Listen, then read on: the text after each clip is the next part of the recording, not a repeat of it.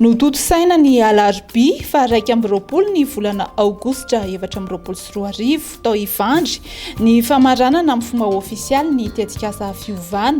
Tetikasa izay notanterahiny ADRA na ny Agence Adventiste d'Aide et de Développement ary novatsiny ny USAID vola. Fotoana izay teo ambany fitariana Andriamatoa ministra ny fambolena sy ny fiompiana Ratoy Suzelin sy Andriamatoa ministra ny jony sy ny toe-karena manga Matante Paubert.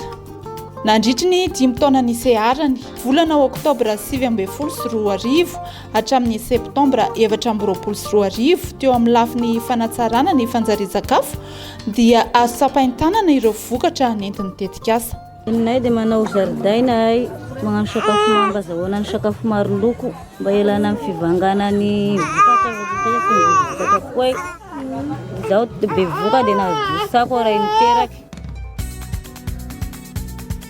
Hitantsika teo ireo tantsaha izay nijoro vavolombelona fa tena nanovan'ny fari-piainana zareo mihitsy ny tantsoroka izay nataony tetikasa fiovana io. Raha tsy tentsika amin'ny fanatsarana ny fidiram-bola ny tokantrano tsirairay satria raha ny tarehimarika dia mahatratra mihoatra ny ataontsika hoe efatralina tokantrano no nisitraka n'izany tantsoroka zany. Teo zany ohatra hoe nijery momba ny ataontsika ny fahasalamana sy ny fanjarian-tsakafo.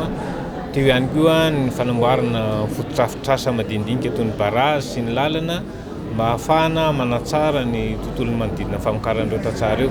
Ankoatran'io koa zany nisy ny resantsika hoe ny fampianarana hoe formation technique amin'ny fomba fambolena zany sy dia ny volomangahazo ny culture maraîchère zay nanatsara dia nanatsara ny fidiram-bola. Fa teo ihany koa ny resaka fiompiana. Irariana sy antenaina ny tohizan'ny asa fampandrosoana ny tontolon'ny famokarana sy ny tontolo ambanivohitra, indrindra ihany koa ny lafo ny fanatsarana ny fanjarian-tsakafo, hoy ny nambaran'Andriamatoa ministra ny fambolena sy ny fiompiana nandritra ny fotoana, satria anisan'ny antoka iray ahatrarana ny fahavitantena ara-tsakafo izany.